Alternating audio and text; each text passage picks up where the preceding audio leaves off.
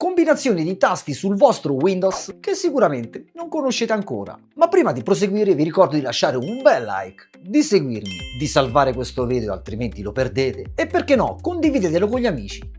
La prima combinazione è cliccare sul tasto Windows più E per aprire velocemente Esplora, perfetto per accedere velocemente a documenti, immagini e download. La seconda combinazione è premere Windows più V, vi mostrerà la cronologia degli appunti, puoi copiare più cose, incollare quando vuoi, insomma non perdi mai niente. Puoi aggiungere anche emoji e GIF a tuo piacimento e come potete vedere ce ne sono un'infinità. Dal punto di vista personale io lo trovo super comodo. Fatemi sapere con un commento se volete altri trucchetti come questi scorciatoie, salvatelo il video altrimenti lo perdete, condividetelo, lasciate un bel like e come sempre vi chiedo di seguirmi, per voi è un gesto totalmente gratuito ma per me molto importante per la crescita del mio canale. Ciao!